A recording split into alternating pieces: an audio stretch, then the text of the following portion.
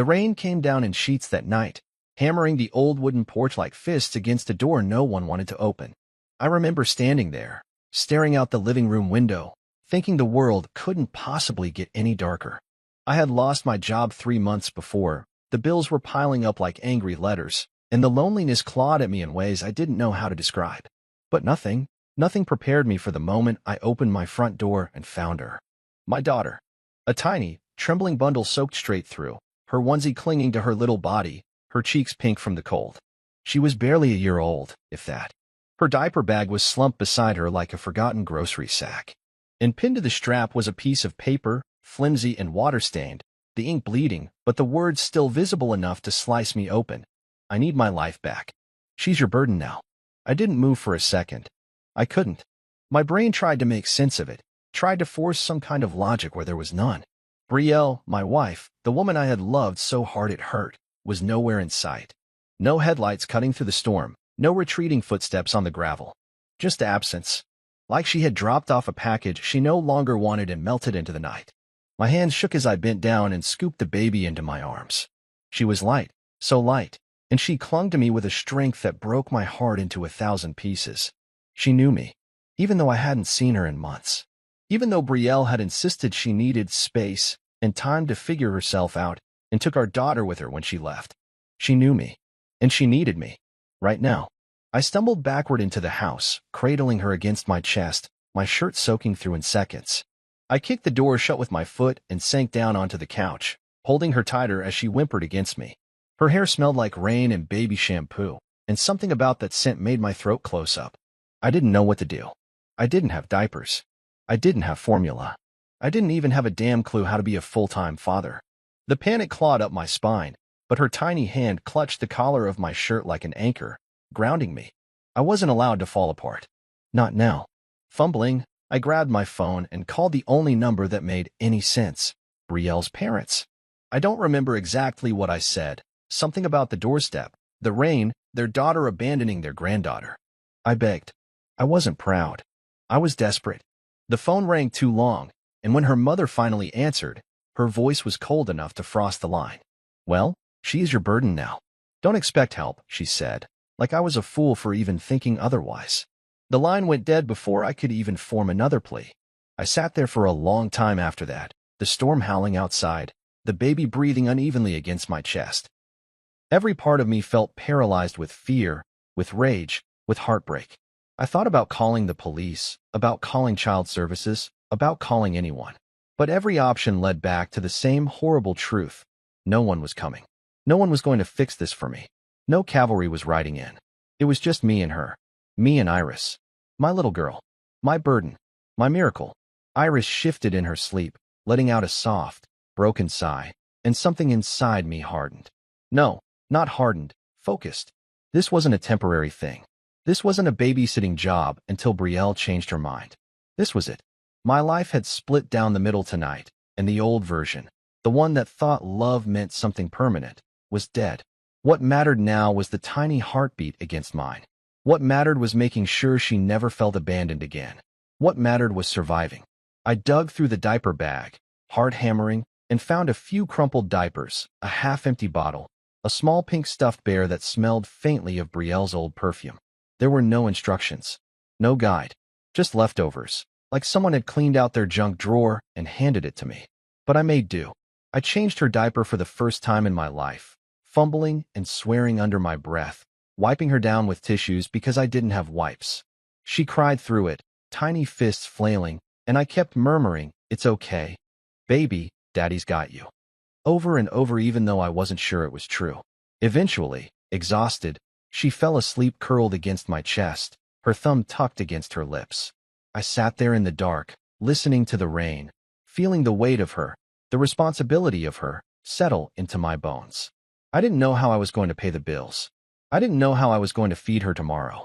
I didn't know anything, except one thing. I wasn't going to leave her. I wasn't going to fail her the way Brielle had. Whatever else happened, however hard it got, I was staying. That was the night everything changed. That was the night I stopped being Corbin Maddox, the man who thought he had time to figure things out. I became something else, something fiercer, something more. That was the night I became a father.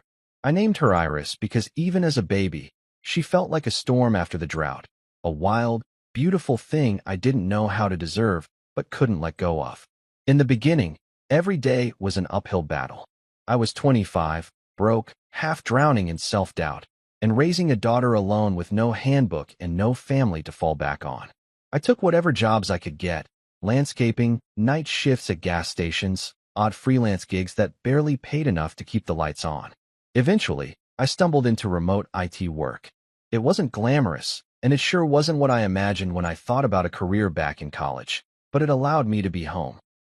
It allowed me to hold Iris through her first fevers, to rock her through her first nightmares, to be there every time she reached for someone, and to make sure that someone was always me. There were nights when I sat at the kitchen table, bleary-eyed at 2 a.m., building spreadsheets or coding websites for pennies just to afford formula and second-hand clothes. My fingers would cramp from typing. My back would ache from hours hunched over a cheap laptop. But when Iris cried out in her sleep, I was there. Always there. The sacrifices never felt like sacrifices when I looked at her. They felt like survival. They felt like love. I taught myself how to braid hair by watching YouTube videos at midnight, practicing on an old doll until I got it right. I learned how to make pancakes that didn't burn, how to patch up tiny skin knees, how to field endless, aching questions like, why doesn't mommy call? And did I do something bad? No manual could have prepared me for those moments, the sharp ones, the ones where the truth tangled itself around my tongue and left me gasping for the right words. I never lied to her. I never said her mother was coming back. But I also never poisoned her heart with bitterness. I told her that sometimes people make choices that have nothing to do with how much they love you, and everything to do with how broken they are inside.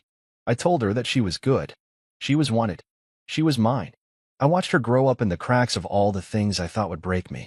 Her first words came tumbling out one rainy afternoon while I was scrubbing crayon marks off the living room wall. Dada home. 2 small words, stitched together with hope, and they wrecked me in a way nothing else ever could. Her first steps happened during a Zoom meeting, right in the middle of a client presentation. I remember dropping the mouse, the laptop crashing to the floor, and running to scoop her up while she giggled like she had invented walking itself. Her joy was a wildfire, and I let it consume me. Money stayed tight for a long time.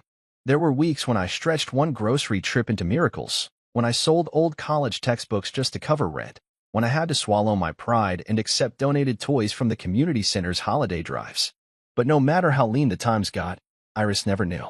She always had a warm bed, always had a full belly, always had someone at her side clapping the loudest at every preschool graduation, every art show, every scrape-knee victory.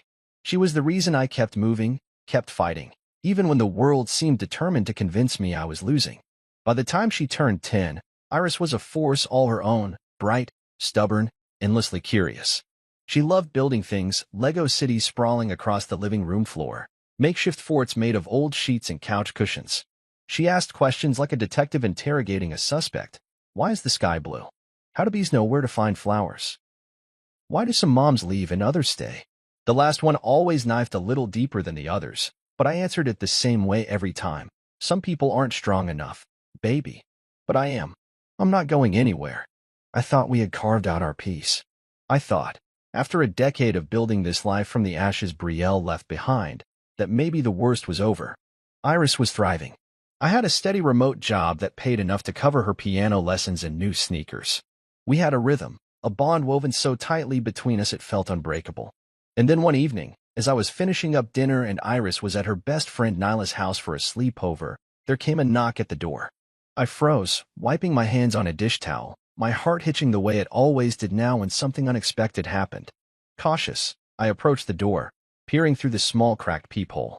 I didn't recognize the silhouette on the porch, but something about the posture, the casual arrogance, the way the figure leaned slightly to one side like they already owned whatever came next, sent a cold ripple through me. When I opened the door, Brielle stood there. For a moment, the world narrowed to a pinpoint. She wasn't the frazzled young woman I remembered, the one who had crumpled under the weight of motherhood and fled.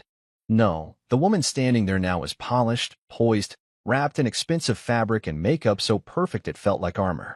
Beside her, carrying a sleek leather briefcase, stood a man with sharp eyes and a sharper suit. Corbin, Brielle said, like we were old friends meeting for coffee. She smiled. It didn't reach her eyes. This is Dominic Sharp, my attorney. We're here for custody. My mind went blank. My fists clenched so tightly I could feel my nails digging crescents into my palms. Custody. She had the audacity to show up after 10 years, after a single note and a lifetime of silence, and say the word like she had earned even the right to utter it. I stared at her, at the man beside her, at the polished car parked on the curb where she must have waited for the perfect, dramatic entrance. I didn't invite them in. I didn't say a word. I just pulled out my phone and made one call to Darius King. My best friend. My brother in everything that counted. My lawyer. They picked the wrong decade to come knocking, I said when he answered. And I meant every single word. They came back like a storm dressed in silk, and I hated how fast the old ache surfaced when I looked at her. Brielle wore a powder blue blazer, delicate gold jewelry, and a look on her face like she was already counting her wins. Beside her, Dominic Sharp adjusted his cuffs like a man who thought court was a formality, not a battleground. And behind them, stepping carefully up my cracked walkway as if the ground itself might offend them, were Adele and Forrest Dalton, Brielle's parents. Forrest with his silver hair, stiff shoulders, and permanent scowl of superiority. Adele with her perfect bob and those cold, assessing eyes that had once scanned me at our wedding like I was a stain she'd failed to scrub out. They all wore matching expressions, smug certainty, as if they thought they had already peeled Iris out of my life like a loose thread. "We're here for custody," Brielle said again, her voice sweet but sharp enough to cut. I didn't move from the doorway. I didn't ask them to come in. I didn't even blink. Instead, I leaned against the doorframe, the solid wood at my back grounding me, and stared at the woman who had abandoned our daughter with nothing but a rain-soaked note. "Iris isn't here," I said finally, my voice like gravel in my throat. "She's at a friend's house."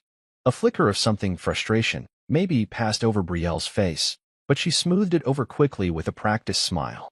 She had the look of someone used to getting her way, with a flutter of eyelashes and a lilt in her voice. I remembered how effective that had once been on me. I remembered, and I burned the memory out of my chest. "We'll be seeing her soon enough," Dominic cut in, flipping open a sleek leather folder and pulling out papers I didn't bother looking at. "You'll be served officially." We thought it was polite to come personally first. Polite. I almost laughed in his face. Polite would have been a phone call 10 years ago. Polite would have been birthday cards, a single visit, a letter, anything other than a battered note taped to a diaper bag in a thunderstorm. Adele's voice, dry and brittle, sliced through the thick air. "You've kept our granddaughter from us long enough, Corbin." It wasn't a question. It wasn't even an accusation. It was a verdict, handed down by people who hadn't so much as asked about Iris once in 10 years. I felt my fist clenching again, but I forced them open. This wasn't the place. Not yet. Let them play their hand. Let them think I was defenseless. "I'm not discussing anything without my lawyer present," I said, keeping my voice even. "If you've got something to serve me with, you can send it through proper channels." Dominic gave a little smirk, like he had expected that, and neatly tucked the papers back into his folder. "You'll be hearing from us soon," he said, giving Brielle a nod. The Daltons turned without another word, stepping carefully around the puddles forming on my walkway, as if afraid the mess might stain their polished shoes. Brielle lingered a moment longer, looking at me like she wanted to say something. Maybe she thought there would still be a crack somewhere in the wall she had left behind, a weak spot she could tap into. But there wasn't. Whatever love I had once felt for her had dried up in the years I spent kissing Iris's forehead goodnight, patching scraped knees, and teaching her to tie her shoelaces without anyone else's help. Brielle was a ghost now, a shadow that didn't scare me anymore. When she realized I wasn't going to give her anything. No anger, no pleading, no crack in the armor, her smile faltered. For the first time, she looked almost unsure. Almost. And then she turned and followed her parents down the driveway. I closed the door slowly, locked it, and let out a breath I didn't realize I'd been holding. My chest hurt, not from fear, but from fury so cold it made my hands shake. I grabbed my phone and hit Darius's number, pacing the living room like a caged animal as the line rang. He picked up on the second ring. "Tell me you're calling to say we won the lottery," he said, no preamble, just Darius being Darius. "Brielle's back," I said, the words scraping against my teeth. "She's got a lawyer. They're trying for custody." There was a long pause, then the scrape of a chair against tile. "Stay put," he said. "I'm coming." And he did. Less than an hour later, Darius King was sitting on my couch, sleeves rolled up, laptop open, legal pads already filling with notes. He didn't waste time asking me how I felt. He knew. He had been there the night Brielle left. He was the one who helped me figure out how to apply for government assistance, how to petition for sole custody, how to scrape a life together from the pieces she shattered. They're counting on you freezing up, Darius said, typing fast. They're counting on your fear. They think you're still the guy who didn't know how to change a diaper. I watched him, this man who had stood beside me through every storm, and felt the weight on my chest lift just slightly. I wasn't alone. Not this time. They're gonna regret walking back into our lives, I said, my voice low and certain. Darius grinned without looking up. Damn right they are. In the kitchen, Iris's school drawings still hung proudly on the fridge. Stick figure portraits of me and her, standing under a sun she always colored too big, with hearts floating in the sky. She was my world. She was my everything. And I wasn't about to let a ghost in designer clothes rewrite the life we had fought tooth and nail to build. They thought they could just show up after a decade and take her? They had no idea who they were dealing with. This was war. And I was ready. The living room was a battlefield before the first shot was even fired. Darius spread the legal papers across the coffee table with a kind of precision that reminded me why he was the one man I trusted to go to war beside me. The words they had thrown into those documents were slick, sharp-edged lies, wrapped in polished language designed to cut without showing blood. They accused me of alienating Iris, of denying Brielle her natural rights, as a mother trying to reconnect after necessary time for healing. I read the pages once, twice, my jaw tightening so hard it ached. They made it sound like I had stolen Iris away in the night, like Brielle had been fighting to get back to her all these years while I locked the doors and threw away the key. They're trying to rewrite history, Darius said, voice low, dangerous. He jabbed a pen at the papers. But they don't know you kept every receipt. And I had. Every unanswered call, every rejected child support form, every pitiful bank statement where no deposit ever came through. I had boxes stacked in my closet with the years she had left behind, emails where I begged for help buying winter coats, messages from her mother telling me to man up and figure it out on my own. Voicemails that started with slurred apologies and ended in silence. And most importantly, the note.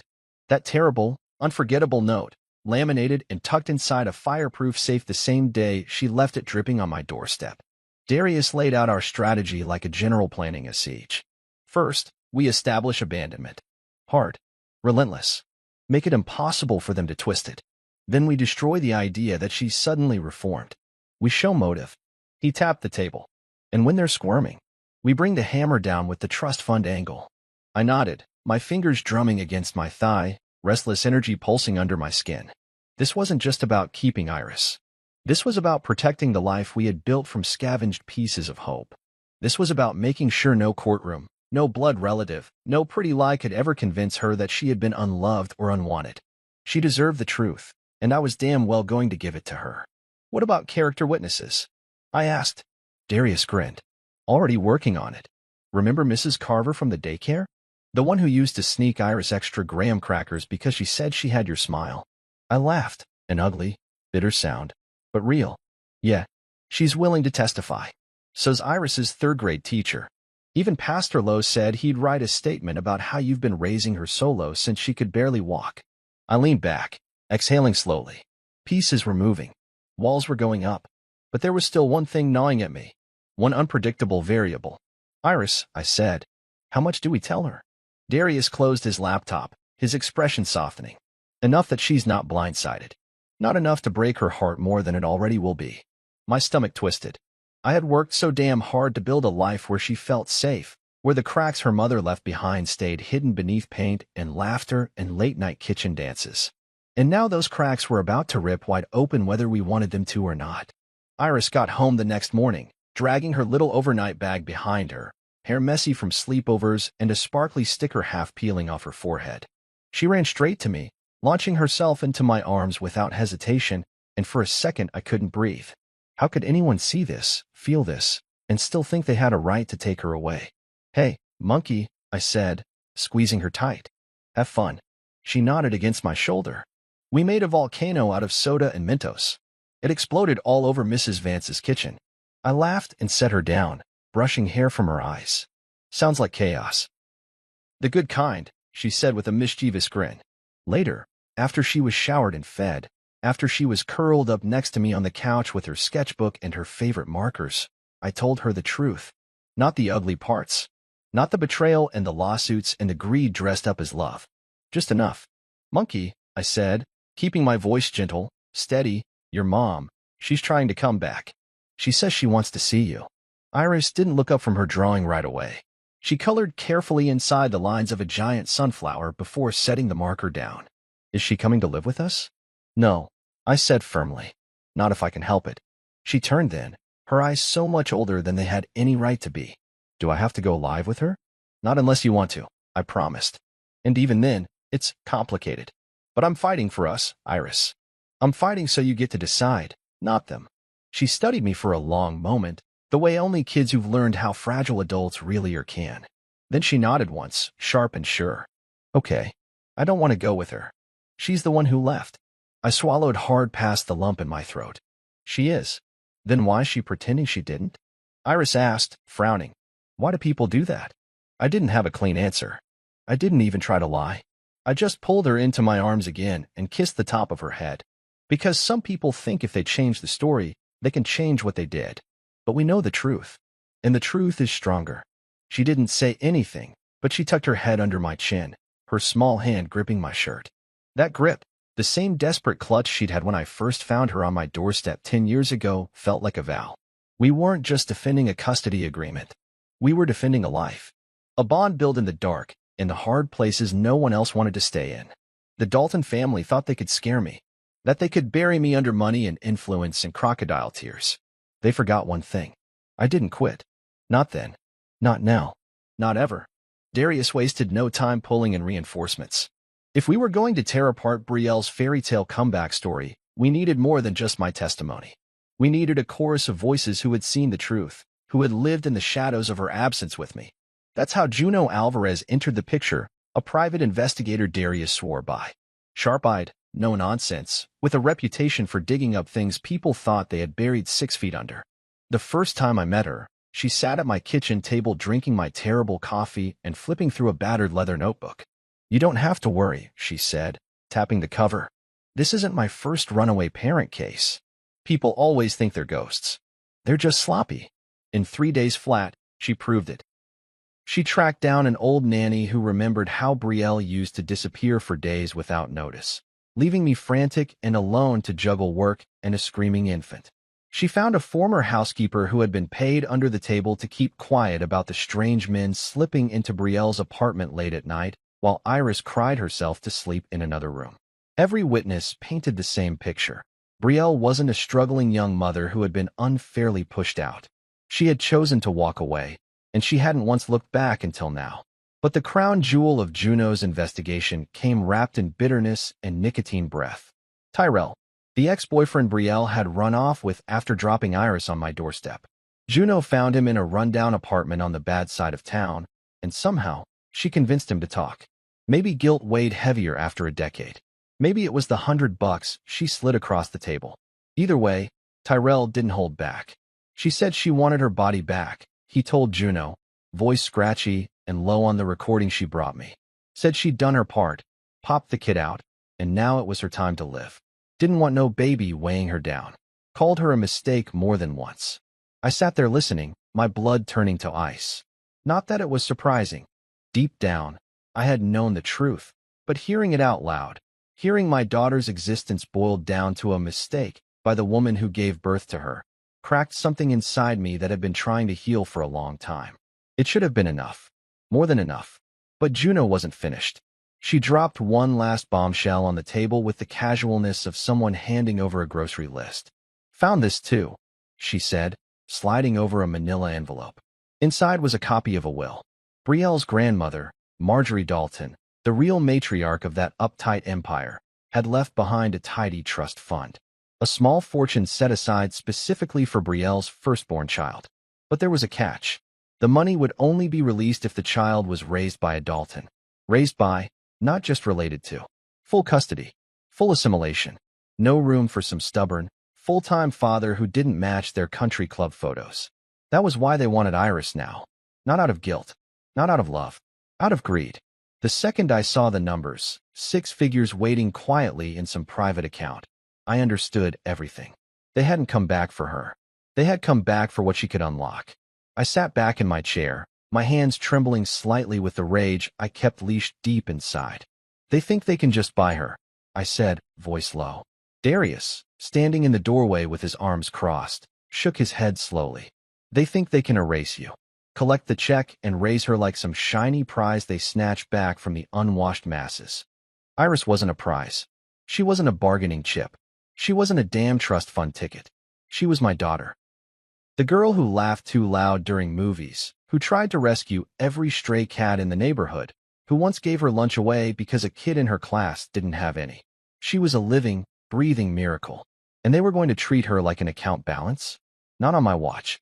Later that night, after Iris had gone to bed and the house had settled into its usual hum of quiet, I sat at the kitchen table staring at the laminated note Brielle had left behind all those years ago. I need my life back. She's your burden now. Back then, those words had felt like a life sentence. Now, they felt like armor. She hadn't wanted Iris. She hadn't even hesitated. And no amount of money sitting in a trust fund could rewrite that. Darius sat across from me, poring over the evidence. We're going to bury them with this, he said. And when we're done, they won't just lose. They'll be lucky if they're not staring down criminal charges. For the first time since Brielle had shown up on my doorstep again, I let myself believe it. Let myself imagine the other side of the storm. A world where Iris's last name wasn't just something we said. It was something protected by law, by blood, by choice. I closed the envelope, sealing the will and every other ugly truth inside. Tomorrow, we would start filing motions. Tomorrow, the court would start to see the real story. The story written in abandoned birthdays and late-night tears, and the steady, stubborn love of a man who refused to give up. Tomorrow, the fight would truly begin. But tonight, I checked on Iris one more time, watching her breathe, watching her tiny hand clutch the stuffed bear I bought her when she was barely 2. My heart squeezed painfully tight. They wanted a paycheck. I wanted a family. And that made all the difference. Iris was 10, but sometimes when she looked at me, it felt like staring into the eyes of someone who had lived 1,000 lifetimes. She wasn't naive. She never had been, not even as a toddler clinging to my neck in grocery store lines, or asking why other kids had grandparents at school plays, and she didn't. Life had written truths on her heart too early, truths I had fought tooth and nail to soften, but could never completely erase. Kids always find out. No matter how carefully you shield them, how delicately you craft the narrative, they see through the cracks. Maybe they hear the wrong conversation through a closed door. Maybe they catch the way your voice tightens when you talk about family. Maybe they just know, deep in their marrow, when something's not right. However it happened, Iris found out about the custody battle before I could find the right words to explain it. She was sitting at the kitchen counter, working on a poster for the science fair. Something about how plants grew differently under colored lights. When she looked up, marker poised midair, and asked, "Are you going to let the woman who called me a burden be my mom again?" The marker slipped from her fingers and rolled across the counter. She didn't chase it. She just stared at me, waiting, daring me to lie. I set down the mug of coffee I hadn't touched and crossed the room to kneel in front of her, my hands braced lightly on her knees. "No, monkey," I said, voice steady even though my heart was breaking into splinters. "No one is going to make you do anything you don't want. And no one gets to erase what we've built together." She blinked rapidly, her throat bobbing like she was trying not to cry. I smoothed her hair back, tucking the strands behind her ear like I had done since she was small enough to fit in the crook of my arm. "I'm fighting for you," I said. "I will always fight for you." She nodded, swallowing hard, and I knew, right then, that the fight wasn't just legal anymore. It wasn't just about documents and witnesses and hearings. It was about identity, about dignity, about the fragile, beautiful thing we had built out of the ruins Brielle left behind. Of course, the court didn't care about any of that. Family court isn't built on feelings. It's built on appearances, paperwork, protocols. So when the judge ordered temporary visitation rights for Brielle while the case moved forward, I swallowed my pride and obeyed. Because the only way to win was to play by the rules until the truth was undeniable. Brielle showed up for the first visit wearing pastel pink and perfume so thick it lingered in the house long after she was gone. She brought a bouquet of flowers Iris was allergic to and a stack of gifts still wrapped in department store bags, tags hanging loose. She smiled too much. She apologized too little. She talked about herself constantly, her amazing work opportunities, her personal growth journey, the yoga retreat in Bali that had changed her perspective on everything. Iris sat politely on the edge of the couch, hands folded in her lap like she was at a job interview, answering questions in clipped sentences, nodding when appropriate, avoiding eye contact whenever she could. I stood in the kitchen, pretending to be busy, pretending not to hear every awkward silence stretch like rubber bands about to snap. After an hour, Brielle floated out the door, leaving behind a cloud of expensive perfume and discarded wrapping paper. Iris didn't say anything right away. She just bent down to pick up a crushed bowl, set it neatly on the table, and turned to me. She didn't even remember my birthday, she said quietly. The words hit harder than any accusation could have. I knelt and gathered her into my arms, holding her tighter than I ever had before. Her body shook with a grief too old for her small frame, and all I could do was anchor her, promise her with every heartbeat that she wasn't alone. It was in that moment that the final line was drawn inside me. This wasn't just a fight for custody. This was a fight for Iris's sense of belonging, her right to know that she was never disposable, never a transaction waiting to happen. Over the next few weeks, the visitations continued. Each time, Brielle showed up with something new to bribe affection, a puppy she didn't ask if we could keep, a bracelet too expensive for a 10-year-old to wear, tickets to a concert Iris didn't even like. And each time, Iris came back a little quieter, a little more guarded. "She thinks she can buy me," Iris said one night as I tucked her into bed, her voice muffled by her favorite blanket. "But she doesn't even know me." "She doesn't get to," I said, smoothing the blanket over her. "Knowing you is something you earn." I kissed her forehead, breathing in the scent of her, shampoo and crayons and something uniquely her own, and vowed, again, that Brielle would never, ever have the chance to make her feel like less than enough. Iris didn't need more presents. She needed presence. She needed someone who knew her favorite color wasn't pink but midnight blue. Someone who knew she hated spaghetti but loved mac and cheese shaped like dinosaurs. Someone who showed up not just when it was convenient or profitable, but when it was hard, when it was raining, when it was 3 in the morning and the nightmares came. Brielle hadn't earned that. And no matter how polished her appearances or how fat the trust fund waiting in the wings, she never would. I tucked Iris in tighter, brushed a kiss against her temple, and turned off the light. As I stood in the doorway, watching her drift towards sleep, I knew with a clarity that burned in my bones that this wasn't just about winning custody. It was about defending the truth of who Iris was and who we were. Family, not by convenience. Family by choice. And I wasn't going to let anyone take that away. The courtroom was colder than I expected. Not just in temperature, but in the way it seemed to strip everything down to bare bones. No comfort, no softness, just the hard lines of wood, metal, and judgment. I sat at the defendant's table with Darius beside me, both of us dressed in the kind of suits that said we meant business but wouldn't waste money pretending to be what we weren't. Across the aisle, Brielle's team oozed confidence, their designer suits and curated smiles a statement in themselves. Dominic Sharp, her lead attorney, whispered something to her and she laughed, loud enough for the sound to carry across the room. It was a performance. All of it. I clenched my fist beneath the table, feeling the faint imprint of Iris's good luck charm in my pocket, a tiny clay star she made me in art class years ago. She had slipped it into my hand before I left the house this morning with a whispered, "You got this, Dad." And I did. Because this fight wasn't about anger anymore. It was about her. It had always been about her. Justice Mireya Langford presided. A woman with a reputation for razor-sharp decisions and no patience for theatrics. She swept into the room with a presence that silenced the low buzz of conversation instantly. Sharp black ropes. Eyes like polished stone. When she took her seat and called the session to order, even the smirk slid off Dominic's face. Brielle's side went first, presenting a glossy, sugar-coated narrative that made me sick. They painted her as a woman who had made youthful mistakes, who had spent the last decade bettering herself, who only wanted to reconnect with the daughter she loved deeply but had been unjustly kept from. They talked about my alleged bitterness, my supposed desire to hoard affection, my supposed history of keeping Iris in a controlling, isolated environment.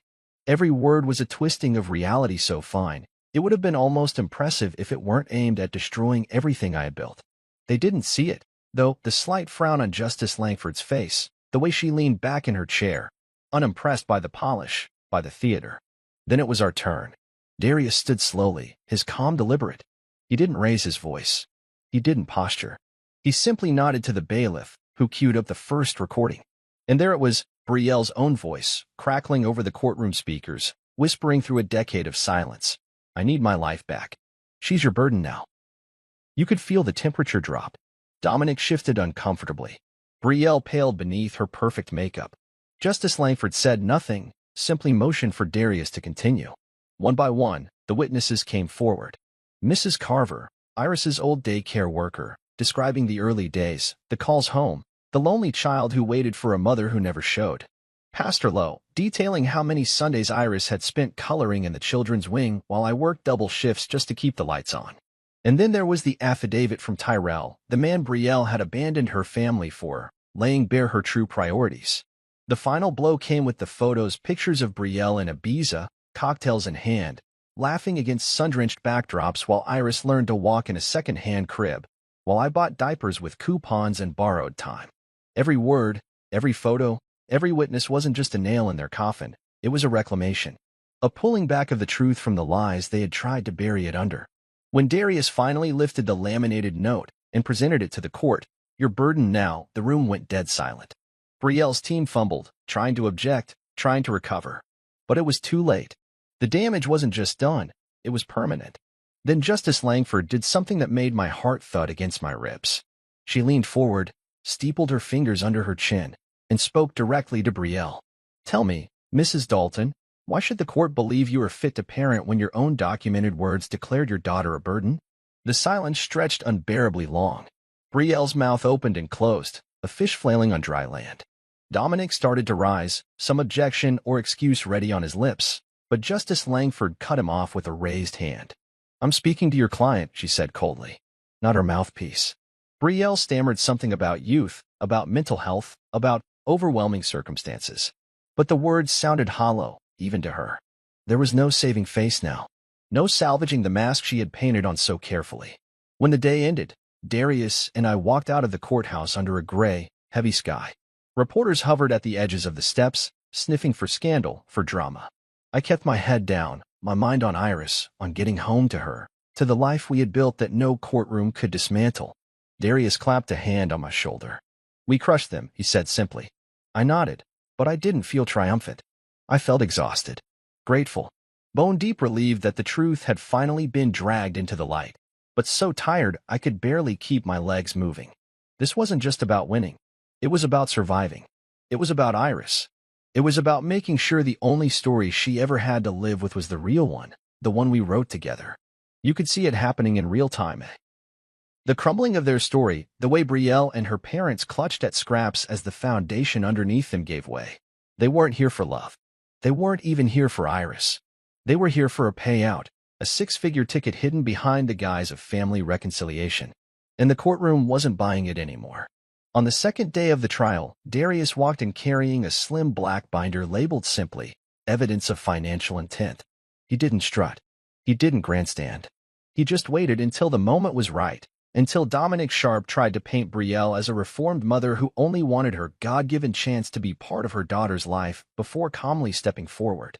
"Your Honor," Darius said, his voice as smooth and sharp as a scalpel, "we would like to present financial documents obtained through subpoena, as well as signed affidavits confirming that the Dalton family, within the past year, attempted to list the minor child as an asset to secure private loans." You could have heard a pin drop. Justice Langford's eyebrows rose slightly, the only crack in her stone facade. She waved Darius on. He handed over copies to the court clerk, who distributed them neatly. As the judge flipped through the pages, Darius continued, laying it all out without mercy. The Daltons did not attempt to reconnect with the child out of maternal longing or familial guilt. They sought custody for one reason: to access a trust fund worth approximately $750,000, left in trust by the late Marjorie Dalton, which requires the child to be raised under the Dalton family to be released. Darius's voice didn't waver. He didn't even look at Brielle or her parents. He didn't need to. The truth was doing all the damage. In addition, financial records show that the Daltons have over $400,000 in outstanding personal debts, mortgage defaults, private loan delinquencies, and failed business ventures. The minor child was listed as a dependent asset on at least 3 separate private loan applications within the last 12 months. Dominic sputtered to his feet, throwing out objections like confetti at a parade, but Justice Langford silenced him with a curt motion. "I will hear this through," she said, her voice like a blade.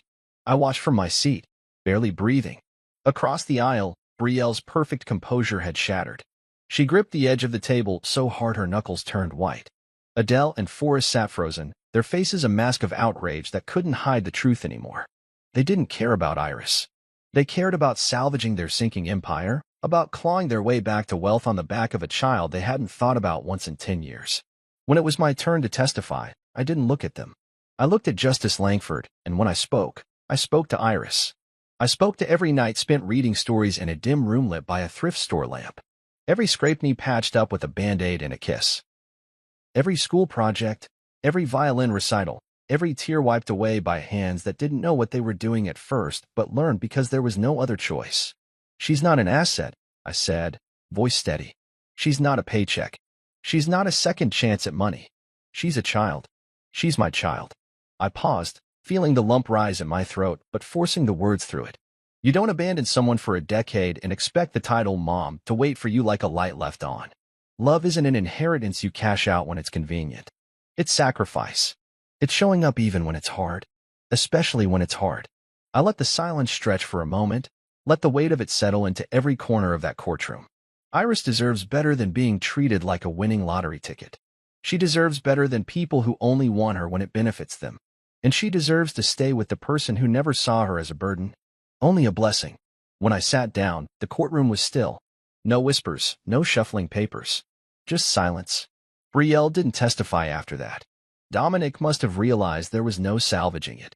No amount of tearful apologies or carefully crafted statements could undo what the evidence laid bare. The Daltons had shown who they really were, and no amount of polish could clean it up.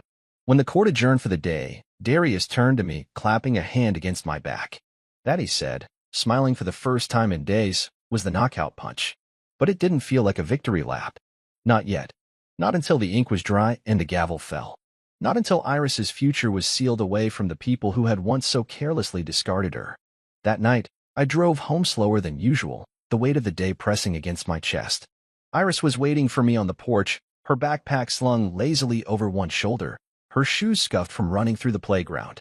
She grinned when she saw me, that wild, fearless grin that had kept me alive through the worst nights. I parked, got out, and she ran to me without hesitation, throwing her arms around my waist. You okay, Dad? She asked against my chest. Better now, I thought. I brushed my hand gently through her hair, steadying myself against the storm we had almost survived. Yeah, monkey, I whispered. I'm okay. And I realized, standing there in the fading sunlight with my daughter's heartbeat pressed against mine, that this wasn't just about winning a case. It was about winning back something Brielle and the Daltons had never understood. A family, built not on money, not on blood, but on love. The final day felt heavier than the ones before. There was a weight to the air inside the courthouse, like the walls themselves knew what was coming. I sat at the table, my hand steady on the smooth surface, Darius beside me reviewing his notes for the 100th time even though we both knew there was nothing left to say. Across the aisle, Brielle and her parents whispered furiously, faces tight with desperation. Their lawyer sat stiffly, tapping his pen against the folder in front of him, like even he knew the inevitable was barreling down on them. Justice Langford entered with her usual no-nonsense stride, her black robe trailing behind her like a banner of finality. She didn't waste time. She didn't ask for new arguments or invite closing statements. She simply adjusted her glasses, glanced once at the pile of evidence stacked against Brielle, and began to speak. This court finds, she said, her voice firm, carrying across the room without the need for amplification, that the plaintiff, Brielle Dalton, willingly and without duress, abandoned her parental responsibilities for a period exceeding 10 years. Further, the court finds credible evidence that the current custody request is financially motivated, not based on the best interests of the child, Iris Maddox. Iris Maddox. Hearing her name, my name, on the record sent a jolt of emotion through my chest so powerful I had to clench my jaw to keep it from spilling out. Custody is hereby denied with prejudice, Justice Langford continued. Furthermore, a permanent restraining order is issued, prohibiting Brielle Dalton and her parents, Adele and Forrest Dalton, from contacting or attempting to contact the minor child without court-approved supervision. Dominic shot to his feet. Your Honor. She didn't even look at him. Sit down, Mr. Sharp. He did, the fight leaking out of him in an almost visible sigh. Justice Langford wasn't finished. She flipped through another set of documents, her tone turning even icier. Due to the attempted use of the child as an asset in fraudulent financial dealings, an investigation into the Dalton family's business practices and loan applications is hereby ordered. Assets associated with the aforementioned applications are frozen pending outcome of the investigation. The Daltons' faces collapsed in unison. Forrest opened his mouth, probably to argue, but Adele gripped his wrist so tightly he stopped. Brielle just stared at the floor, her face pale, her mouth pressed into a bitter, trembling line. It was over. Really over. Justice Langford banged the gavel once, sharp and final. Court is adjourned. I sat there for a second, stunned, the world tilting slightly around me. Then Darius clapped my shoulder hard enough to jolt me out of it. "You did it, brother," he said quietly. "It's done." I stood on shaky legs, breathing deep, feeling the air move differently now. Freer. Cleaner. I didn't look back as we left the courtroom. I didn't need to. Their chapter in our story was closed, and nothing they could say or do would ever write themselves back in. Outside, the sun blazed in a too-blue sky, almost offensively bright after the long shadow of the trial. When we got home, Iris was waiting for me again, her backpack kicked off near the porch, her shoes half untied. She sat on the top step, swinging her legs, her sketchbook balanced on her knees. "How'd it go?" she asked, trying to sound casual, but her hands were fidgeting with the edge of the paper. I sat down beside her, slinging an arm around her shoulders and pulling her into my side. "We won, monkey," I said, letting the words roll out slow, savoring them. "It's over." She leaned against me for a second, quiet, then lifted her sketchbook and showed me the drawing she'd been working on. It was simple, stick figures again, but in the middle were two figures, me and her, both wearing huge, messy grins, standing under a giant, lopsided sun. She'd written underneath it in bold, colorful letters, "My real family." I blinked fast, squeezing her tighter. "Hey, Dad," she said, voice soft. "Yeah, baby." She dug into her backpack and pulled out a form, wrinkled from being folded too many times but still legible. It was a name change request form. "I want to be a Maddox for real," she said, holding it out to me. "Not just on accident. On purpose." I took the paper with hands that felt too big, too clumsy for such a delicate thing. I read every word even though I already knew what it said. And then I smiled, a real smile that started somewhere deep in my chest and worked its way outward until I couldn't stop it. "Let's do it," I said, pulling her into a hug that nearly knocked the sketchbook out of her hands. "Let's make it official." That night, after she fell asleep curled up against her favorite stuffed bear, I sat at the kitchen table with a pen in my hand and two documents in front of me, the name change form and something else I had been working on in secret, a formal petition for adoption. I had been her father in every way that mattered since the moment I lifted her off that rain-soaked doorstep, but now it was time to erase any lingering doubt. Tomorrow, I would file the paperwork. Tomorrow, I would make sure the world recognized what we already knew. We weren't a family because of blood. We were a family because we chose each other. And no one, no ghost from the past, no greedy hand reaching for something it didn't earn, could ever take that away again. It didn't end in a courtroom. It didn't end with a gavel bang or reporters chasing us down the courthouse steps. It ended here, in the small, cluttered kitchen of the only home Iris had ever really known. The late afternoon light spilled through the windows, catching flecks of flour floating in the air like tiny stars. Iris stood by the counter, her sleeves rolled up to her elbows, laughing as she tried to wrestle cookie dough into something resembling circles. Her best friend Nyla sat cross-legged on a stool, her hands dusted in sugar, sneaking bits of chocolate chips when she thought no one was looking. I leaned back against the doorway, just watching, memorizing it all. The easy smiles, the smell of vanilla and burnt sugar, the violin case leaning casually against the wall, still zipped up from her lesson earlier. On the fridge, held up by crooked magnets, was Iris's latest art project, a collage titled My Real Family. She had glued pictures of us, her riding piggyback on my shoulders, us grinning with ice cream cones melting down our wrists, her first Halloween costume, a badly drawn self-portrait where my hair stood straight up like I'd been electrocuted. In the center, she'd written, "Family isn't who leaves. It's who stays." I hadn't cried at the verdict. I hadn't cried when Brielle's face collapsed in court or when the restraining order was stamped and sealed. But standing there, looking at that collage, feeling the full weight of what we had survived, what we had built together, it took everything I had to stay upright. "Dad," Iris called, grinning so wide her face barely contained it. "Nyla says your cookies are better than her mom's. Tell her it's because you had extra love." Nala groaned dramatically. Ugh, that's so cheesy. Cheesy but true, I said, stepping into the kitchen and ruffling Iris's hair, which earned me a playful glare as she tried to smooth it back down. We baked until the sun dipped low behind the trees, painting the sky in streaks of orange and violet. We made a mess of the kitchen, and I didn't care. It wasn't about the cookies. It was about claiming this moment, claiming this life we had fought so hard for. When the last tray was cooling and Nyla's mom pulled into the driveway, honking once, Iris ran to hug her friend goodbye. Then it was just the two of us again, the way it had always been. Iris plopped down onto the couch, a cookie in each hand, and patted the space beside her. Come on, Dad. You earned it. I sat down, taking a cookie and biting into it, pretending not to wince when I crunched down on what might have been a stray eggshell.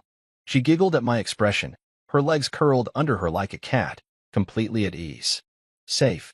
A buzz from my phone broke the comfortable silence. I pulled it from my pocket and stared at the screen. A text from an unknown number. I'm sorry. Thank you for doing what I couldn't. Brielle. I stared at the message for a long time. There was no point answering. No point reopening a door that had finally closed. Without a second thought, I blocked the number, deleted the message, and set the phone face down on the coffee table. What was that? Iris asked, noticing the slight shift in the air. Nothing important, I said honestly, turning back to her. What's important is right here. She smiled, a little shyly, and scooted closer, resting her head against my arm. I wrapped it around her shoulders, pulling her close the way I had when she was small enough to fit entirely against my chest. We did it, I said softly. She looked up at me, her eyes bright and steady. No, Dad, you did it. You saved us. I closed my eyes for a second, feeling those words settle somewhere deep, somewhere sacred. Because saving us hadn't meant winning a custody battle.